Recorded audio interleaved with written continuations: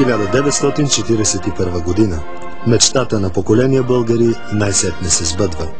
Идеалът за Санстефанска България става реалност. Всички български земи отново са едно цяло. Премахнати са унизителните клаузи на Ньойския договор, разпокъсал българската нация.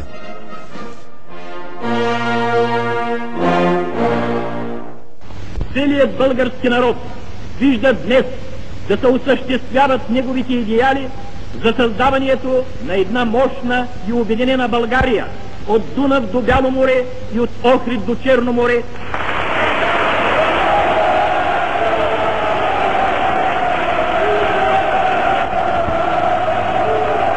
На 20 април 1941 година, точно на Великден, българските войски са посрещнати като освободители от българите в Беломорска Тракия, Вардарска Македония и Западните покрайнини.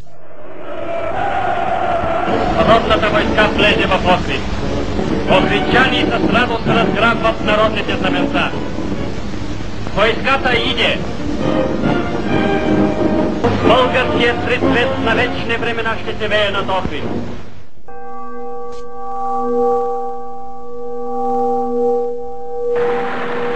България успя да възвърне трите си изконни области, единствено като съюзник на Германия през Втората световна война. След разгрома на югославската и гръцката армия, земите до Пирот и Враня, по Вардарието и Беломорието са предоставени на българските власти от Третия райх. През 1941 просто друга перспектива не е имало.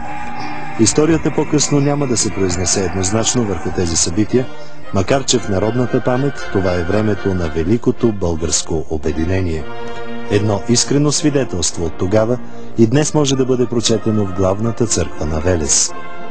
Тази книга е купена през 1941 година, когато над македонската робска земя изгря многоочакваната свобода при царуването на Негово Величество Борис III, цар на българите.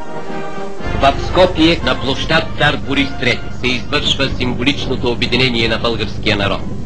Девойки, облечени в китни народни носии, отнасят пръст от Добруджа, Македония, Тракия и Западните покрайнини.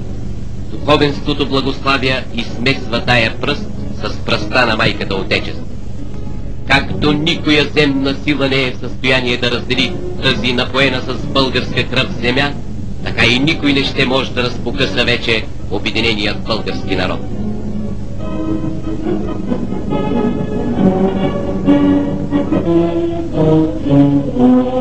Смесената и благословена пръст от всички български краища се занася тържествено в катедралния храм Света Богородица, за да остане там за вечни времена.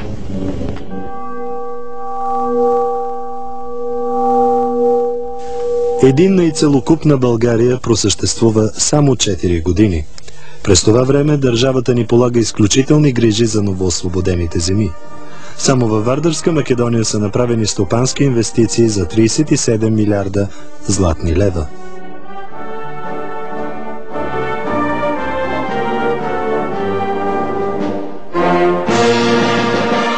Есента на 44-та обаче слага край на българското обединение.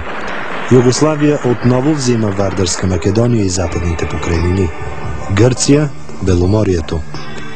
3 години по-късно Парижкият мирен договор потвърждава тази реалност. България е върната в старите си граници. Телените мрежи от Ньой 19 отново прорязват кървавата диря на разделението.